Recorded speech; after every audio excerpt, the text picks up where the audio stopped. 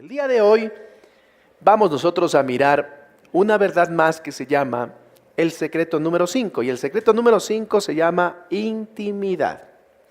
Diga conmigo, intimidad. ¿Qué quiere decir esto de intimidad? Eso es lo que vamos a desglosar el día de hoy para poder comprender cómo el Señor bendice al ser humano. Recordemos que la promesa que nosotros estamos mirando está dentro del libro de los Salmos. Los Salmos son canciones con las que el pueblo judío acompañaba sus días. Los Salmos contienen emociones humanas, acciones humanas, ira, dolor, angustia, felicidad, emoción, pecado, perdón. Lo que diferencia a los Salmos de cualquier otra canción es que siempre concluyen con su mirada en Dios, con siempre mirar a Dios como ese Salvador, como esa esperanza viva, como ese Dios que nos va a sacar de cualquier situación en la que nosotros nos encontremos. Si estamos emocionados y felices, gracias a Dios. Si estamos tristes, angustiados, Dios nos sacará de aquí. Ese es el sentido de los salmos. Ahora, el salmo que nosotros estamos mirando es el salmo número 128, que está dentro del grupo de los salmos, llamado los cantos de los peregrinos, o las canciones de su vida. Son canciones con las que se acompañaba el pueblo de Dios en su travesía, acercándose al monte santo de Dios. Se le llamó a todas las elevaciones que están conformando la parte alta de Jerusalén, se le llamó como Sión, aunque en realidad hay un monte que se llama así Sión, pero al conjunto se le llamó así como tal, se le llamó Sión. Y vamos a hablar precisamente de eso el día de hoy. Recordemos un poco lo que ya hemos visto en los pasados mensajes. En el versículo número 1 habíamos visto, bienaventurado el varón, todo aquel que teme a Jehová, que ande en sus caminos. Y de aquí habíamos desprendido las siguientes verdades. La bendición está para quien hace lo correcto, para quien es honesto, para quien obedece, para quien incluye a Dios en sus planes y para quien camina con Dios en su diario vivir. En el versículo 2 habíamos visto que cuando comieres del trabajo de tus manos, bienaventurado serás y te irá bien. En este versículo 2 habíamos concluido las siguientes cosas. En primer lugar, la bendición se da por el trabajo. No existe una fórmula mágica para ser bendecido. El camino que Dios escogió para ser bendecido se llama trabajo. Diga conmigo, trabajo, trabajo. Miren, los cristianos debemos ser reconocidos por nuestro trabajo. Debemos ser los primeros en llegar, los últimos en irnos. Debemos ser los que hacemos las cosas tan bien, pero tan bien, que el resto de gente quiere hacer las cosas como nosotros, aunque suene una utopía. Leía un libro de Martín Lutero hace algunos años y hay una parte que me gustó mucho porque a los monjes les ponían de rodillas a fregar el piso. Y se acerca un monje ya viejo y le dice a Martín Lutero, le dice: Martín, no friegues tanto el piso, o sea, no le saques tanto brillo al piso, porque tu pedazo está reluciendo tanto que nos está haciendo quedar mal a todos los demás. Y Lutero le dice: le voy a sacar más brillo al piso, para que más bien ustedes tengan que hacer mejor su trabajo. Así debemos ser los cristianos. Debemos ser reconocidos por nuestro buen trabajo. Por nuestro buen trabajo. Busquemos cambiar esa historia negativa que lamentablemente en los círculos cristianos se han dado.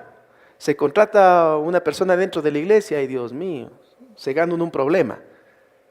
Busquemos cambiar nosotros esta historia, que en esta casa, que en esta iglesia más bien la gente sea reconocida por su buen trabajo. ¿Sí están aquí, no? ¿Sí? Ok. Bueno, trabajar es el camino que Dios escogió para la bendición. Y después la promesa de Dios es que para quien trabaja y hace bien sus cosas, quien es honesto, quien hace lo correcto, el resultado es que nos irá bien.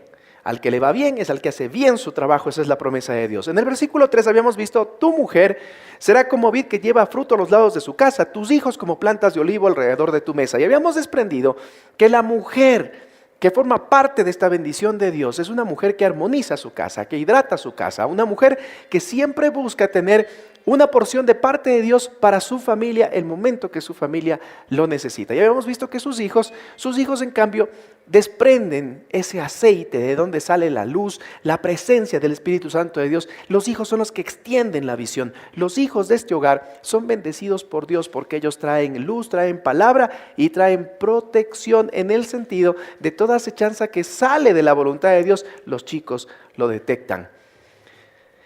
En el versículo 4 habíamos visto que he aquí así será bendecido el hombre que teme a Jehová, y habíamos desprendido una sola frase: en obediencia hay bendición. Cuando uno obedece, uno es bendecido. Dentro del reino de Dios, no importa qué tan brillantes ideas usted pueda tener. En el reino de Dios lo que importa es cuánto usted está dispuesto a obedecer. Esa es la gran diferencia. Nosotros debemos de estar dispuestos a obedecer, porque en obediencia hay bendición. Hoy vamos a ver la quinta verdad, y la quinta verdad se desprende del versículo número 5 del Salmo 128, que dice lo siguiente: bendígate Jehová desde Sión, y veas el bien de Jerusalén todos los días de tu vida. Cierra sus ojitos. Padre, en el nombre de Jesús, en esta mañana te agradecemos por este tiempo que venimos a compartir en tu casa. Ayúdanos, Señor, a poder comprender una nueva verdad que procede de tu corazón. No permitas, Señor, que nos distraigamos, ni que caigamos presos de pensamientos vagos, sino, Señor, permite que podamos llegar hasta tu misma presencia, mi Dios, a escuchar tu voz, tu palabra. Me pongo delante de ti, Señor. Úsame como un instrumento. No permitas, mi Dios, que hable ni mi sabiduría, ni mi conocimiento, ni tampoco que mi emoción sea la que predomine, Padre. Yo te pido en el nombre de Jesús que tu Santo Espíritu fluya a través de mi vida, y que solamente hable cosas que provengan de tu corazón, de tu voluntad para nosotros. Señor, te pongo en tus manos este mensaje, para que sea un mensaje con poder, en el nombre de Jesús. Amén. Amén. Bueno, la primera palabra que salta a la vista es bendígate. Bendígate, como que suena medio, como que no está bien traducido o conjugado, ¿no? Bendígate. Bueno, como ustedes saben, la Biblia no está escrita ni en español, ni en nuestra época, ni en nuestros días, ni en nuestro contexto cultural. ¿De dónde sale esta palabra? La palabra bendígate sale de la raíz hebrea que se llama Barak. ¿Alguien ha escuchado la palabra Barak? ¿Alguien ha escuchado esa palabra Barak? Miren, textualmente Barak viene de una raíz hebrea que se llama Berek. Y Berek significa rodilla. ¿De dónde sale? A ver, bendígate, bendice, bendición. Berek, rodilla. Como que no tiene mucho sentido, ¿verdad? Pues bueno, le voy a decir que cobra más sentido aún con otro significado que tiene Berek. Tiene el significado de humillarse. Mire, la palabra Berek nos hace saber de que nuestras rodillas pueden ser ocupadas para algunas cosas, pero entre ellas para humillarse delante de la presencia de Dios, porque cuando uno se humilla es exaltado por Dios. Cuando uno se humilla, Dios lo bendice. Recuerden ustedes algunos pasajes en donde los guerreros salen a batallar, salen a la guerra. ¿Cómo reciben la bendición para ir al campo de batalla? De rodillas. En la parte final del culto anterior, mientras nos despedíamos, hubo gente que se puso de rodillas para la bendición final. Y sabe, eso es una manera de decirle al Señor: Señor, no más yo, quiero que tú seas en mí. No quiero tener un gobierno propio, no quiero seguir manejándome con mis reglas, manejándome con mi manera de ser, de pensar, de lo que yo creo, de lo que yo digo. Quiero que tú me gobiernes. Y cuando uno está dispuesto a hacer eso, entonces tiene que doblar rodillas. Y dice la palabra que el nombre de Jesús, en el nombre de Jesús, toda rodilla se doblará. Comienza diciendo bendígate. En otras palabras, le está diciendo dobla tus rodillas, humíllate. Porque la consecuencia natural es la siguiente. La palabra Barak tiene una doble vía. La primera vía es adorar a Dios, humillarse, arrodillarse. Esa es la primera vía. Y la segunda vía es el resultado. Acción, reacción. El resultado es ser bendecido por Dios. Quien ingresa a la presencia de Dios para adorar al Señor es bendecido por Dios. ¿Cuántos de nosotros hemos sido tocados por la presencia de Dios mientras lo hemos estado adorando? ¿Cuántos de nosotros hemos recibido un vino nuevo en nuestro corazón, una palabra de Dios en nuestro corazón mientras hemos estado adorando su nombre? ¿Cuántos de nosotros hemos tenido un toque especial de Dios que no ha podido ninguna prédica? que no ha podido ninguna oración mientras estamos adorando a Dios. ¿Sabe? Cuando usted adora a Dios de todo corazón, resulta que Dios escucha. Y cuando Dios escucha, es inevitable que Dios le bendiga. El quinto secreto es tener intimidad. Y esa intimidad incluye adorar a Dios. Dios le bendice cuando usted le adora. Pero es que, Señor, no sabes cómo estoy, es que no sabes lo que vengo haciendo, no sabes cómo me ha ido esta semana. No sabes el diablo o la diabla que tengo al lado que me hace pecar. ¿Sabe? A Dios no le podemos engañar.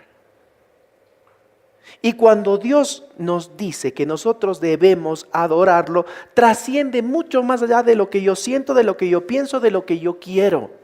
La adoración a Dios va más allá de lo que yo puedo pensar o reflexionar sobre mi propia situación. Mire, el rey David, al ser descubierto en su pecado, compuso un salmo tan hermoso. Un salmo para adorar a Dios. Así que la adoración trasciende incluso lo que usted puede sentir, lo que usted puede vivir, lo que usted puede pensar. El enemigo puede llenar su cabeza diciéndole: ¿cómo vas a estar vos cantando yendo a la iglesia? ¿Cómo vas a estar si estás así? Y lo único que va a conseguir el enemigo es que usted se pierda la bendición. Lo único que va a conseguir el enemigo es que usted no llegue a la casa de Dios para adorarlo. Porque él sabe que cuando una rodilla se dobla, Dios bendice a quien doblega su orgullo. El que se humilla será enaltecido. Por eso le repito, en el reino de Dios no se trata de la idea brillante que usted pueda tener. Se trata de cuán dispuesto a obedecer está usted. ¿Están aquí? ¿Sí? Den tomando el pulso, creo que se me desmayaron. A ver, ¿sí están vivos, no? Bueno, les veo así medios. Mire, la manera como el hombre recibe bendición es adorando a Dios. Esa es la forma. ¿Para qué iba el pueblo de Israel una vez al año en Pesaj? ¿Por qué iban a Jerusalén? ¿Por qué retornaban al templo? ¿Por qué caminaban hacia allá? Porque iban a adorar. Porque sabían que cuando ellos adoraban, cuando ellos entregaban un sacrificio, cuando ellos llegaban con sus cantos, con su actitud de agradecimiento, Dios les bendecía. Cuando ellos iban a buscar la presencia de Dios, a escuchar la palabra de Dios, a nutrirse, a pasar esos días en la presencia de Dios, Dios los tocaba. Un poco más adelante voy a hablar de esto. Quiero avanzar. Dice: bendígate Jehová desde Sión. A ver. Eso quiere decir que nosotros debemos armar un viaje a Jerusalén para ir a adorar a Dios, porque ahí Dios nos va a escuchar. Para llegar al monte de Sión y decir: por fin estoy en la presencia de Dios. A ver, vamos desde el inicio. ¿Cómo comienza todo? Comienza todo con Moisés. Cuando Moisés va delante de Faraón y después de las 10 plagas accede Faraón a que el pueblo de Dios pueda salir a adorar a Dios en el desierto. Miren, Dios le da a Moisés lo que se llaman los 10 mandamientos en 2 tablas. Por cierto, 10 mandamientos que están vigentes, ¿no? Porque suelen decir las personas: no, eso era para la época de la ley, ahora estamos en la época de la gracia. Pero ¿sabe qué? Han comprendido muy mal lo que realmente quiere decir esto. A ver, porque estamos en la época de la gracia, el no desear la mujer del prójimo ya no tiene vigencia. O sea, ya podemos nomás, porque como estamos en la época de la gracia. Es tan así. El no robarás se convierte en la gracia en robarás nomás. ¿Se convierte en eso? ¿O siguen vigentes los mismos 10 mandamientos? ¿A qué se refiere cuando decimos que ya no estamos bajo la ley, sino bajo la gracia? Se refiere a todos los añadidos humanos que le pusieron a la ley de Dios, pensando que así agradaban a Dios. En el exilio babilónico, 500 años antes de Cristo, miren, allí el pueblo de Dios pensó que por no haberse pegado 100% a la ley de Jehová, por eso les vino un castigo de 70 años de cautiverio. Entonces empezaron a añadir a la ley de Dios un montón de cosas humanas, como cuáles. Si una mosca se posaba en un cántaro, ese cántaro, esa vasija tenía que ser rota porque era inmunda. Eso era una ley humana. Debían lavarse las manos antes de comer, porque todo lo que comían venía a su estómago, pasaba por el anhelo y llegaba al corazón. Era una ley humana. Por eso van y dicen: Jesús, tus discípulos están comiendo sin lavarse las manos. Y Jesús les dice: lo que contamina al hombre no es lo que entra, sino lo que sale de la boca del hombre. Esos 900 pasos que no podían caminar en un día de reposo, más de 900 pasos no podían, eso era un añadido a la ley de Dios. Y eso es lo que Cristo dijo: no más, viven por la gracia, no por la ley. No se refiere a los 10 mandamientos. Los 10 mandamientos están vigentes. No tendrás dioses ajenos, está vigente. El no matarás, el no mentirás, el no desearás la mujer de tu prójimo. Todo eso está vigente. Fue la primera revelación en lo que tiene que ver a un gobierno de parte de Dios para el pueblo de Israel. Un poco más adelante, esas tablas se puso en una arca que se llamó el Arca del Pacto. Era una especie de cajón recubierto de oro, 2 ángeles en el medio, personas que llevaban esa arca que simbolizaba la presencia de Dios. En esa arca estuvieron las tablas de la ley, estuvo el maná, pusieron maná, y pusieron también la vara de Aarón. Todo esto simbolizando la presencia de Dios.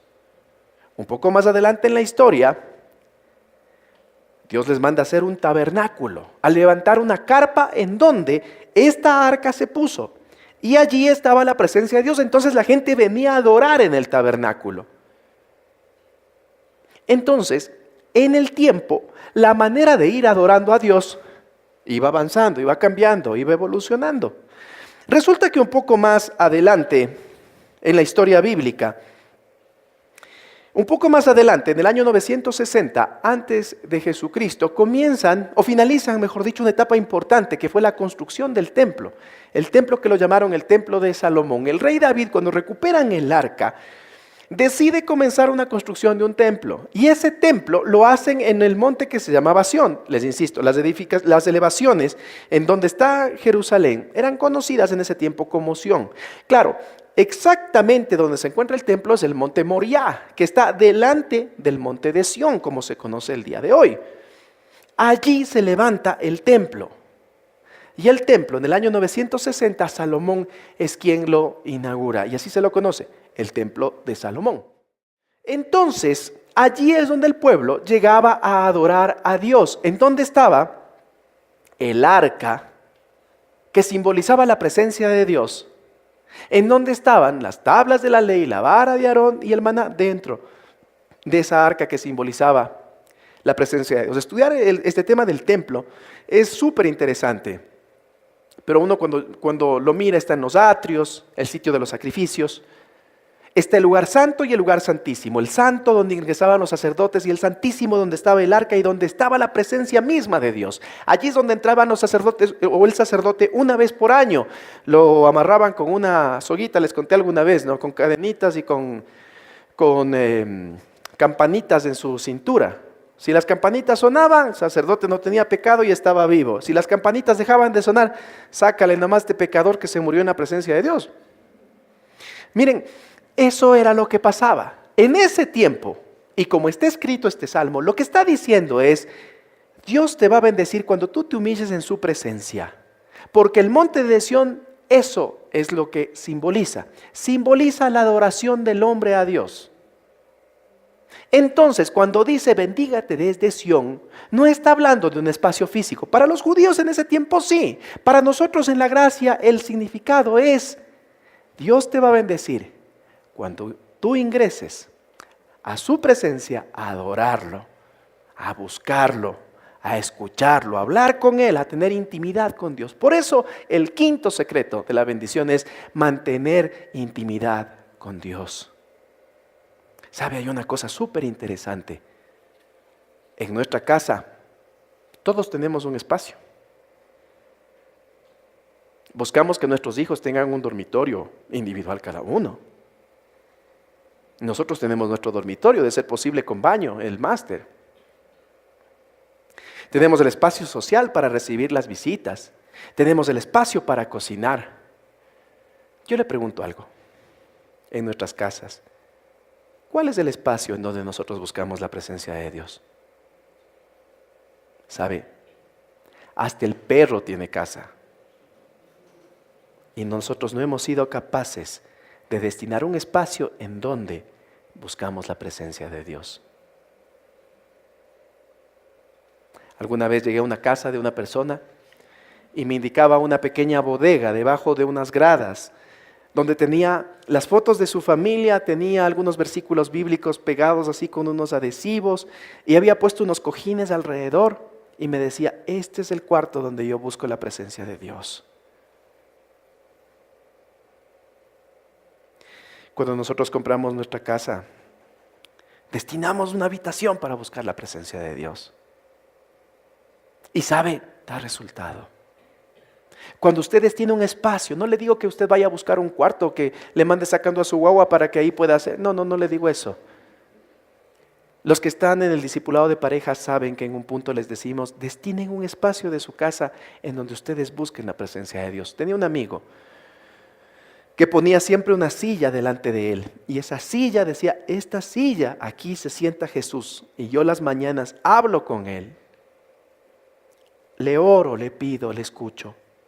Leo su palabra. En esta silla se sienta Jesús. Es una manera simplemente de enfocarnos nada más. Es una manera nada más de tener un espacio diciéndole, Señor, mi adoración para ti en mi hogar, en mi casa, tiene su espacio. Te vuelvo a repetir, hasta el perro tiene casa. Pero no hemos sido capaces de darle a Dios un lugar en donde ir a buscar su presencia. Les dejo de tarea, ¿sí? Avancemos en el versículo. Bendígate Jehová desde Sión. Quiere decir que el Señor te va a bendecir cuando tú lo adores en ese lugar que tú has levantado para Él. No quiere decir que vayamos al monte de Sión a adorar porque ahí la adoración vale, no quiere decir eso. ¿Sabe por qué? Porque el sacrificio de Jesucristo en la cruz del Calvario hizo algo importantísimo. Rasgó el velo del templo, lo partió en dos y dio una apertura entre el lugar santo y el lugar santísimo. En otras palabras, todo aquel sacerdote puede entrar directamente a la presencia de Dios, y cada uno de nosotros somos sacerdotes de Dios.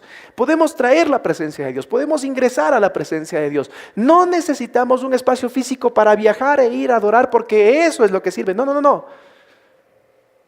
Nosotros, por el sacrificio de Cristo y con ese velo rasgado en dos, nosotros sabemos que en donde nosotros nos pongamos de acuerdo para buscar la presencia de Dios, Él estará allí en medio de nosotros. Usted tiene la posibilidad en su casa, en su hogar, en su trabajo, mientras usted conduce, usted tiene la posibilidad de buscar la presencia de Dios. Usted puede acompañar su auto con música que le haga ir a la presencia de Dios. Recuerdo muy chiquitito ir a los primeros bautizos de la iglesia donde nosotros nacimos, donde todo empezó. Tenía 8 años y le veía al pastor de la iglesia manejando una de esas furgonetas antiguas, ¿no? Les hablo de 35 años atrás. Ya sacaron mi edad, ¿no? 35 años atrás. Miren, me acuerdo bajar a Santo Domingo de los Áchilas. Ustedes se acordarán, esa carretera que no es como ahora, pues era una carretera de 2 carriles, nomás así pequeñito. Se pegaba mucho el bus al filo y terminaban todos en el río abajo. Miren, era bien peligroso. Yo me acuerdo ir a unos bautizos en Santo Domingo de los Áchilas, y el pastor, en ese tiempo no había los CDs, no habían, sino que lo que hacíamos es en la furgoneta, los hermanos metían sus guitarras, un bombo, una pandereta, cantaban mientras bajábamos. Y me acuerdo el pastor, mientras cantaban, levantar las manos mientras manejaba. Y para mí era tan natural en esas curvas de la bajada de Santo Domingo ver cómo la furgoneta se pegaba al costado y bajábamos así, mientras el pastor levantaba las manos. No me contaron, yo vi. ¿Saben? Para mí eso se hizo tan natural tener noticias de alguien a quien le mandaron a morir a la casa y de pronto el Señor hizo algo y aparece más vivo que todos. Porque cuando nosotros adoramos a Dios, nuestras realidades cambian. Cuando nosotros entramos a la presencia de Dios, a destacar sus atributos, no a reclamarle. Cuando nosotros entramos a destacar sus atributos, a adorarlo por lo que es, Dios tiene la capacidad de bendecirnos.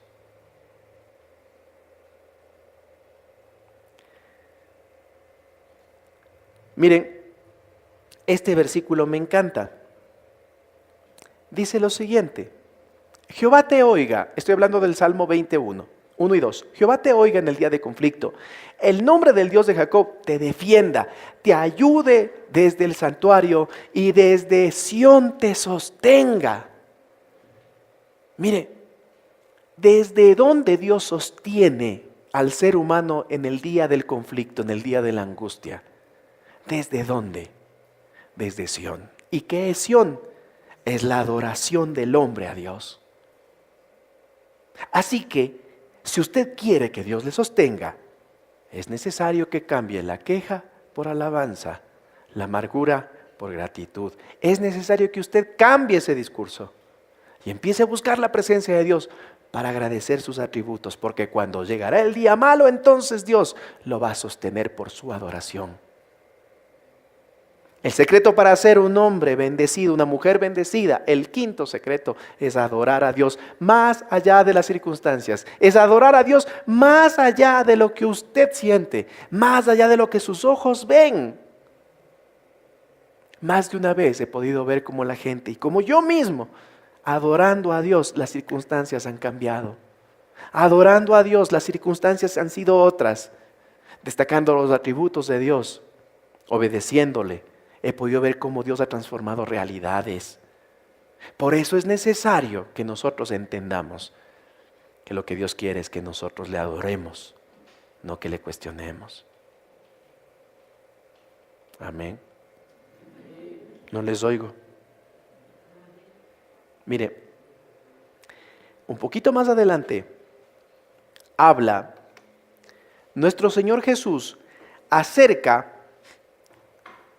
de la adoración en dónde debe ser. Si nosotros nos ponemos un poquito a analizar, se estableció el sitio, el monte Sión, el de Moriah exactamente donde estuvo el templo, se estableció como el lugar a donde iban a adorar. Pero ¿qué pasaba con las otras naciones que no son las naciones judías, que no eran precisamente los del pueblo escogido de Dios? ¿Qué pasa con esas otras naciones? ¿Se acuerdan ustedes de una mujer samaritana? Cuando Jesús se acerca, le pide agua y le dice: ¿cómo me vas a pedir agua? Yo soy samaritana, no me puedes hablar. Y entabla una conversación con Jesús. Y la samaritana le dice algo a Jesús. Le dice: Señor, ¿dónde mismo tenemos que adorar? Ustedes dicen que en ese monte. Nuestros padres dicen que aquí. Pero ¿en dónde mismo se debe adorar? La respuesta de Jesús, como siempre, magistral. Juan 4:23 dice: no va a ser ni aquí ni va a ser allá, mas ahora viene, y la hora es cuando los verdaderos adoradores adorarán al Padre en espíritu y en verdad, porque también el Padre tales adoradores busca que le adoren. O sea, este trabalenguas, ¿qué quiere decir? La hora viene, la hora es en que no vas a adorar ni allá ni acá, sino que el Espíritu Santo te va a guiar en adoración. Lo vas a adorar en espíritu y en verdad. Usted puede adorar. Esa era una profecía de nuestro Señor Jesús para nosotros. Con su sacrificio, eso es lo que se da. Nosotros podemos adorar al Señor guiados por su Santo Espíritu. No tenemos que ir a un sitio específico. Lo podemos hacer en nuestra intimidad, en nuestra casa, en nuestro diario vivir, mientras manejamos, mientras caminamos, mientras estamos desarrollando nuestras actividades. Podemos adorar al Señor. Lo podemos hacer. Buscar a Dios es buscarlo guiado por el Espíritu Santo. Adorar a Dios es adorarlo con gozo. Sión es el monte de la fe y se accede al monte de Sión con gozo. Buscar a Dios lo hacemos para estar fortalecidos. Por eso Dios sostiene a quien lo busque en el día de la angustia. Buscar a Dios, adorar a Dios en espíritu y en verdad, lo que quiere decir es buscar al Señor y ser guiados por su Santo Espíritu para hacerlo con todo el corazón. Dice, bendígate Jehová desde Sión y veas el bien de Jerusalén. Y aquí es donde me causa conflicto esta pequeña parte. ¿Por qué? Porque la promesa de Dios, para quien lo busca, y el pueblo de Dios lo adoró, lo buscó con sus limitaciones, con sus errores, con sus virtudes y con sus defectos, lo adoraron. Y la promesa es, y veas el bien de Jerusalén todos los días de tu vida. Les pregunto, ¿eso en realidad está pasando? ¿Podemos ver el bien de Jerusalén? ¿O realmente hay problemas con Jerusalén?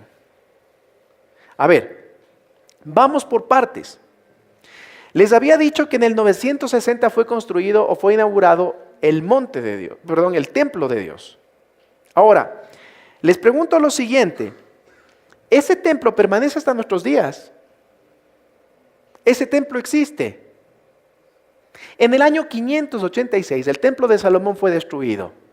La invasión de los babilonios a los judíos hizo que los lleven cautivos, pero no solamente eso, hizo que destruyan el templo. La destrucción del templo, eso permitió que en el año 586 los judíos se queden sin un sitio para adorar a Dios. 70 años después de ellos retornan. Y cuando retornan, comienzan la construcción de un nuevo templo que en el año 538 a.C. lo logran inaugurar. Ese templo durante 5 siglos funciona. Ustedes recordarán a un Jesús llevándolo al templo y mostrándole. Los fariseos diciendo, miren lo que hemos hecho, Jesús. Y Jesús les dice, bonito está, pero les debo decir que no va a quedar piedra sobre piedra. ¿Se acuerdan ustedes de ese pasaje?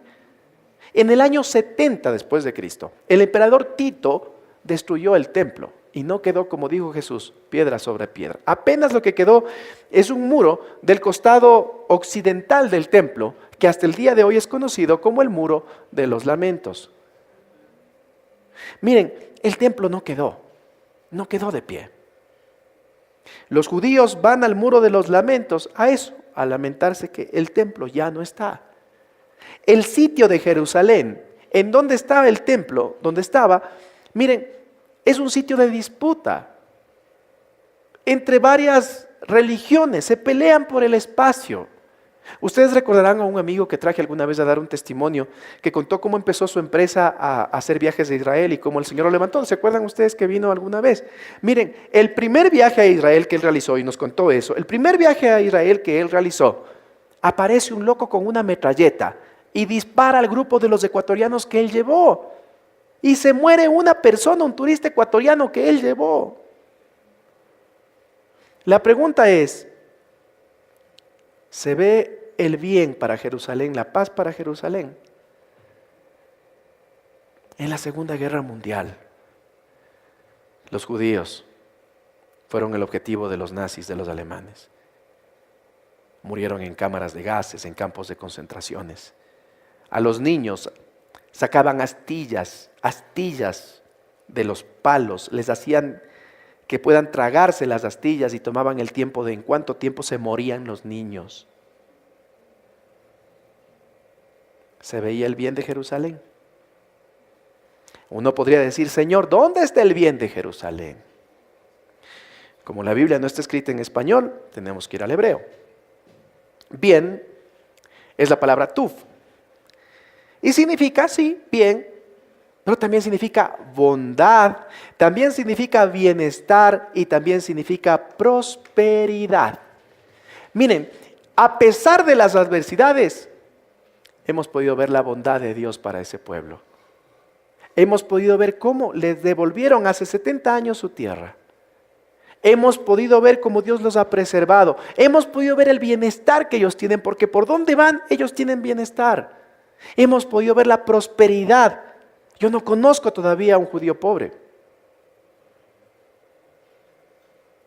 Miren, Israel está dentro de las 25 naciones más ricas del mundo. Y ¿saben una cosa? ¿Saben cuál es el sueldo promedio de una persona que vive en Israel al año? Al año gana $36,000. Eso es un promedio de $3,000 por mes. Esa es la economía de Israel.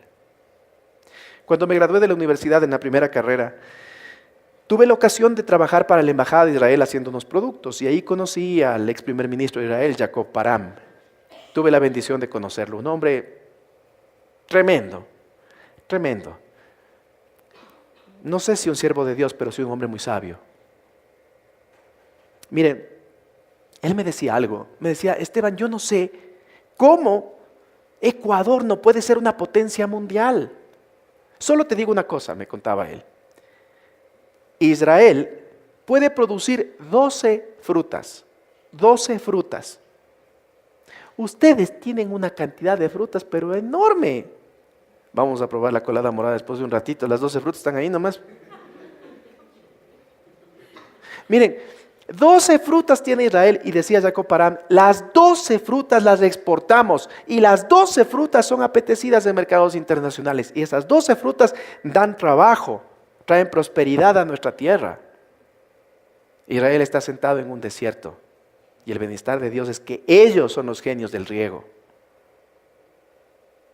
Israel es rico no solamente económicamente, en conocimiento también, en tecnología también. Por donde ellos van, Dios los bendice. Y la promesa de Dios es también para nosotros. Quizás nosotros no tenemos una sangre judía que nos corra por nuestras venas, pero tenemos la promesa de Dios de ser contados como justos. Y saben, la promesa es que nosotros veamos el bien por donde vayamos. No quiere decir que los judíos no tuvieron problemas. Quiere decir que a pesar de los problemas, el Señor les sostiene. Quiere decir que a pesar de los problemas, nuestro Señor los bendice. La adoración que ellos dieron al Señor no queda en vano, como tampoco va a quedar la suya. ¿Usted quiere ser bendecido por el Señor? Adórelo. Acérquese a su presencia con gratitud. Ingrese a buscar al Señor con alabanza, con adoración. Porque hay una promesa de parte de Dios para quien lo busca. La promesa es que quien usa su rodilla, ese berek, será enaltecido. Cuando usted doblega su yo para que la presencia de Dios se pose sobre su vida, entonces comienza ese camino llamado bendición. Bendígate Jehová desde Sión y veas el bien de Jerusalén todos los días de tu vida.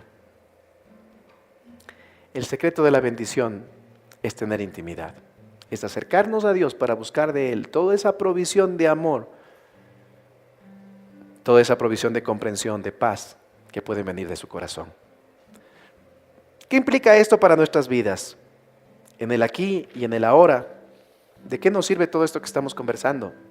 En primer lugar, desarrollar intimidad con Dios es entrar constantemente a su presencia para realizar un intercambio. Acuérdense que Berek tenía una doble vía. Yo adoro, Dios me bendice. Ese intercambio es, yo adoro y soy formado por Dios. Yo hablo y Dios me escucha. Yo dejo mi carga y Dios me da una bendición divina. ¿Qué le parece ese intercambio? ¿Quién sale ganando en ese intercambio? Si usted le deja en los pies de Cristo su carga, Cristo le puede devolver una bendición. ¿Quién gana? Mantener intimidad con Dios es un intercambio donde yo le adoro y Él de su corazón me da todo lo bueno, todo lo justo, todo lo puro, todo lo amable. Y puede hacer que atraviese una circunstancia difícil, atraviese un problema. Pero si usted tiene la capacidad de adorar, hasta ese problema tendrá sentido en su vida. Hasta esa situación adversa Dios la puede ocupar para que su gloria se pose sobre su vida. Hasta esa situación no consentida, no deseada, no querida, Dios la puede transformar en bendición. Pero para que se transforme en bendición necesitamos obediencia.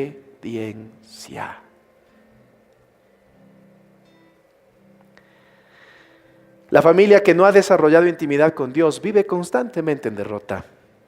Cuando se rompe tu relación con Dios, se abre la puerta para los problemas. Analiza en tu vida. ¿En qué momento se rompió tu familia?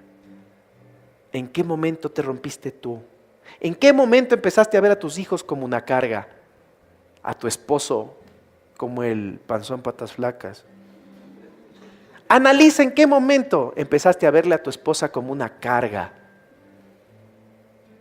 Y te darás cuenta que ese fue el momento justo en que dejaste tu relación con Dios, que descuidaste tu relación con Dios. Cuando tú descuidas la adoración, cuando tú descuidas tu intimidad con Dios, dejas la puerta abierta para que el enemigo entre a tu vida, a tu casa, a tu hogar y haga lo que le dé la gana. Porque Jehová nos sostiene en el día de la aflicción desde Sión, desde la adoración, desde la intimidad con Él. Así que si tú has decidido mantener con el Señor una relación, Él te va a sostener. ¿Qué hacemos entonces? Si ya nos damos cuenta que en ese preciso momento que yo me descuidé de mi relación, entonces comenzaron los problemas. ¿Qué hacemos? Les repito lo que les dije en la Santa Cena. La palabra de Dios dice que si alguno ha pecado, abogado tiene en los cielos. Tú puedes buscar al Señor para restaurar esa relación y Dios puede transformar tu realidad. ¿Qué necesitas? Berek, tu rodilla. Porque lo que no alcanzan tus manos o tus pies a conquistar, lo consiguen tus rodillas. Lo que humanamente no puedes hacer, tus rodillas delante de la presencia de Dios sí lo pueden conseguir. Tener intimidad es cambiar la teología por la experiencia de caminar cada día de la mano de un Dios vivo y verdadero. ¿Sabes cuál es el gran problema de las iglesias? El gran problema es que llenamos y nos llenamos de teología. Teología es el conocimiento de Dios. Hacemos que la gente se aprenda versículos. Hacemos que la gente conozca los libros, cómo se formaron, cuál es el orden de los libros, cuáles son los libros históricos, cuáles son los proféticos, cuáles son los profetas menores, los profetas mayores, los sapienciales. Y pensamos que con eso la gente va a tener recursos para poder vivir. ¿Sabes? ¿Cuándo cambian las cosas? Cuando realmente tengo intimidad con Dios. Cuando permito que todo ese conocimiento que he adquirido respecto a lo que es Dios se transforme en una realidad acá.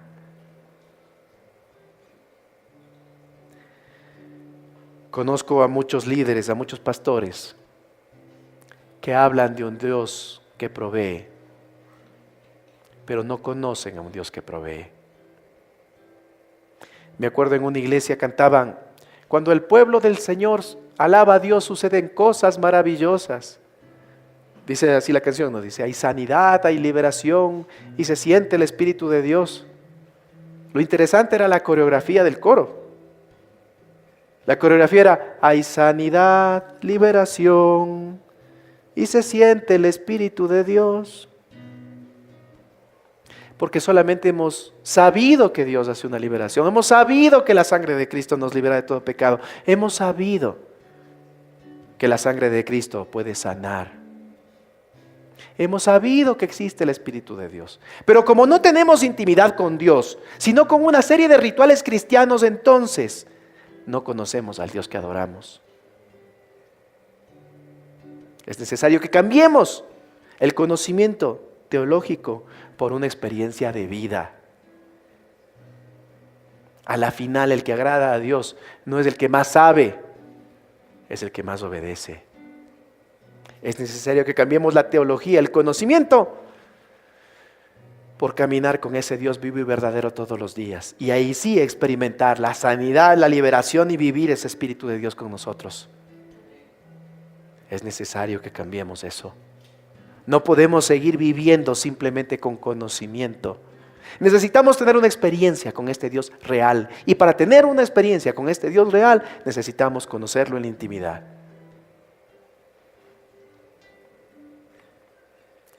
El secreto de la bendición lo resumo así.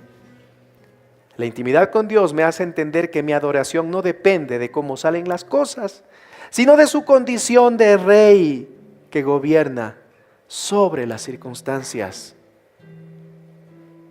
Usted tiene que adorar a Dios, no porque le va bien o porque le va mal, no porque las cosas están como usted quiere o como no quiere que estén. Usted tiene que adorar a Dios porque Él es rey, porque Él gobierna sobre toda circunstancia, porque las cosas todavía están en control de Dios. Y porque aún lo que parecería malo, si usted lo pone en manos de Dios, Dios tiene la capacidad de hacer las cosas nuevas. Dios tiene la capacidad de transformar su dolor en risa, pero si está dispuesto a obedecer, si está dispuesto a dejar de buscar en su manera humana de hacer las cosas para permitir que Dios sea el que tome el control.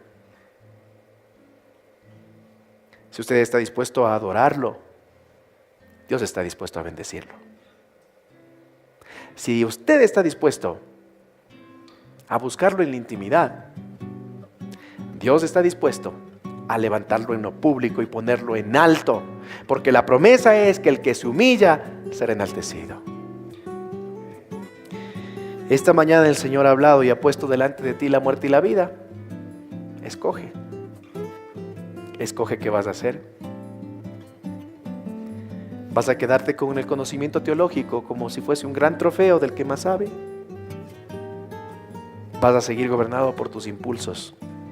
¿Vas a seguir quejándote de lo que Dios no te da? ¿O vas a cambiar la queja, el resentimiento por la adoración? El secreto de la bendición es intimidad con Dios.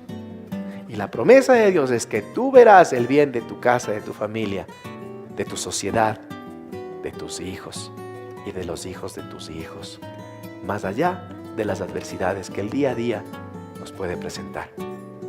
Aquí termina mi parte y comienza la tuya. Pongámonos de pie.